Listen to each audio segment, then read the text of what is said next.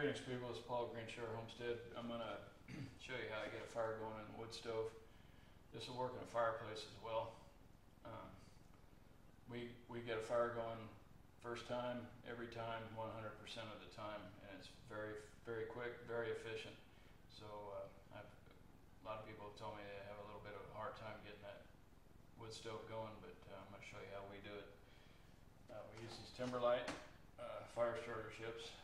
They come in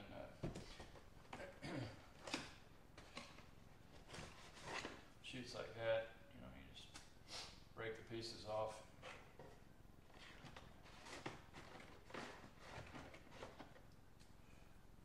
Square cube. And I take it a little further and I cut those in half. So you get 188 of these square chips in a box, and then I cut them, or is it, yeah, 108, no, 144. You get 144 of these square chips in the box. I cut them in half, so I get 288 fires out of one box. And this box is pretty cheap. People always buy me a box of this for Christmas, so I don't recall how much it is because I haven't bought one. I always get one for Christmas, but they're not very expensive. So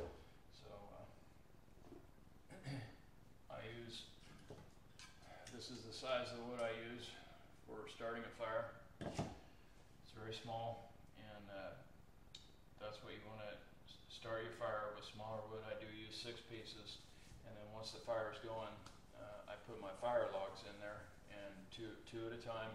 I put them in kind of an X pattern.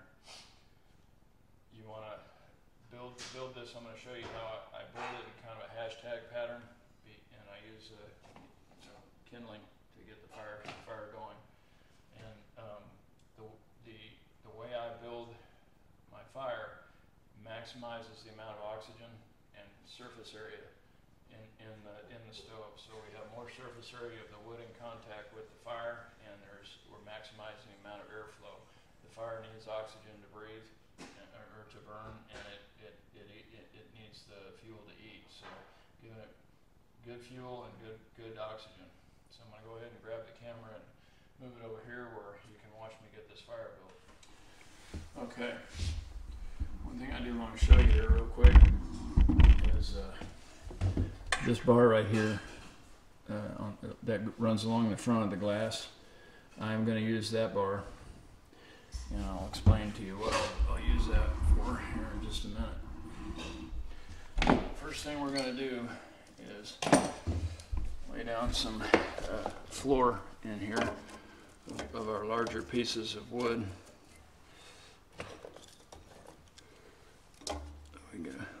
That one's a little bent. I don't want to use that one.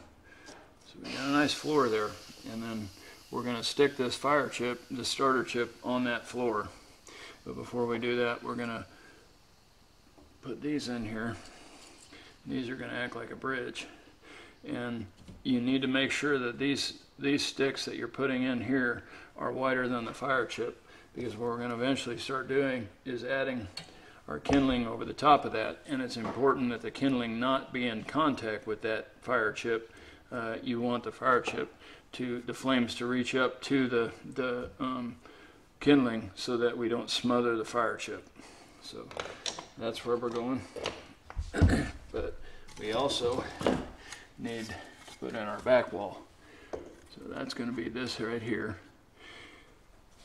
So see, that piece of wood is our back wall, and then that metal bar I showed you that goes along under the glass is our front wall. So what we're going to do is we're going to take these smaller pieces and we're going to be putting them from the metal bar to the back wall, and that's going to keep our starter logs hovering above the fire rather than in contact with the kindling, and that's going to really maximize the efficiency of how quickly this fire is going to build. You're going to be able to get your fire going very simply 100% of the time. So there's the chip. You saw how it took less than a second for that chip to start burning. It goes right now. We're going to put a couple of our bigger pieces here. And we're going to start loading in our or smaller pieces of kindling.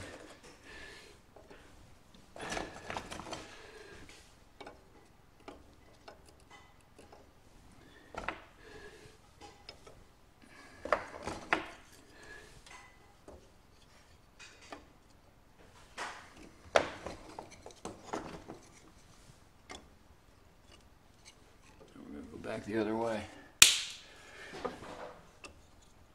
like this.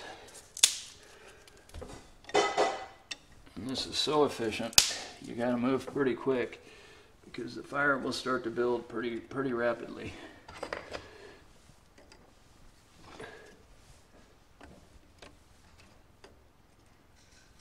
All right, so you can see the kindling there, how quickly that little starter chip is getting that kindling going. Now we're going to come back in.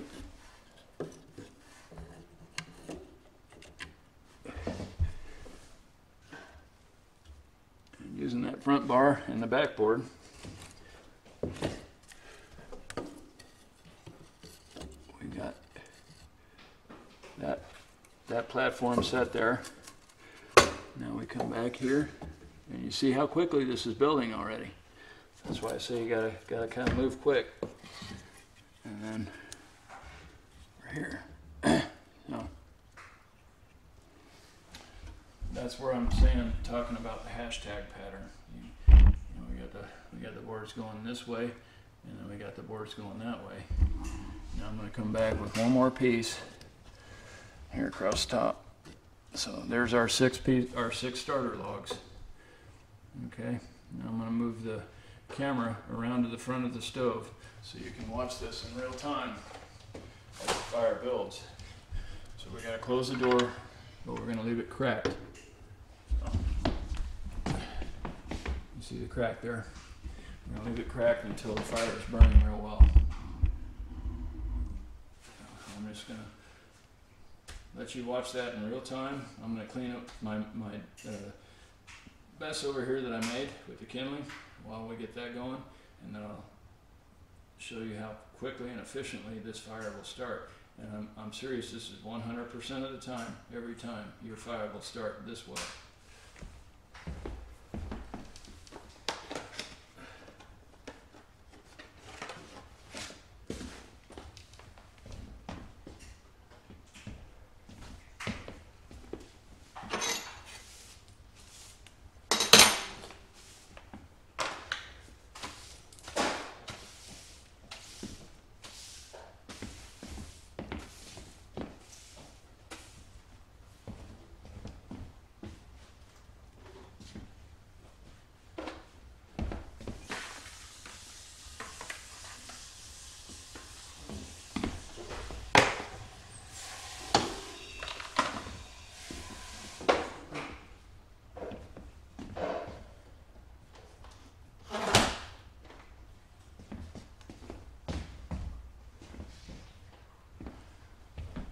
That's all cleaned up, and you can see how well that's going already.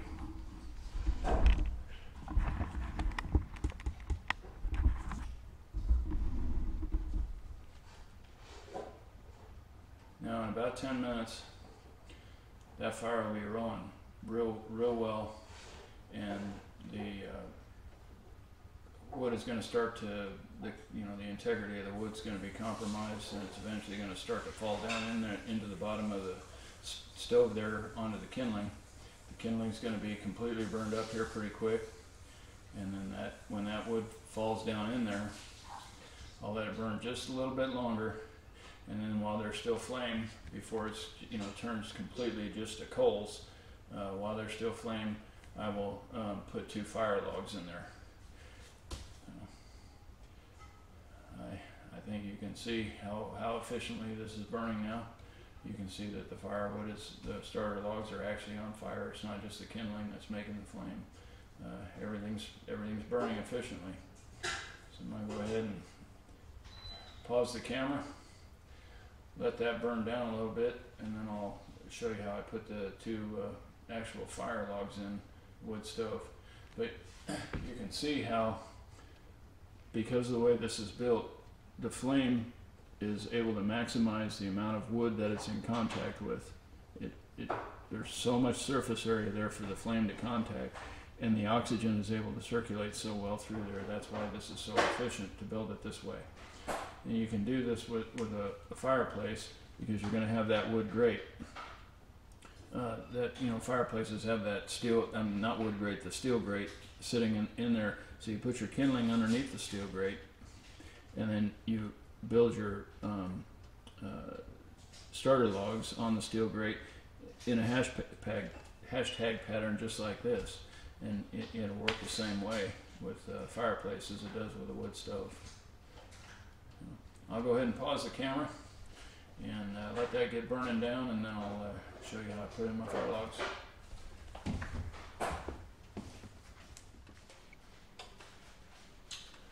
You can see now that the wood is about to fall down into the bottom of the stove. It's getting very close. This fire's just been burning for a few minutes.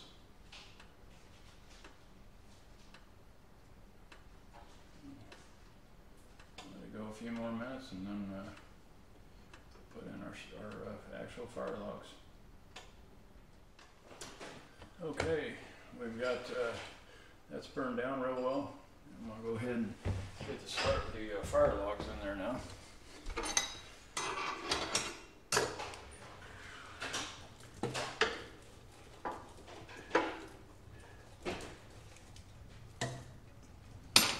It's also very important that when you're putting your firewood in here that it's been well cured.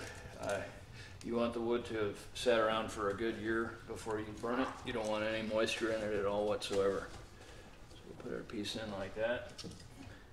Second piece in like that. Nice little semi-X pattern. Shut that door up. And by doing it this way, we're maximizing again the amount of surface area the flame has to contact with, and we're also maximizing the amount of oxygen that's floating around in that firebox. So you're going to get the maximum amount of heat out of that wood, and the fire is going to burn very efficiently, which is ultimately going to put less impurities up your stovepipe.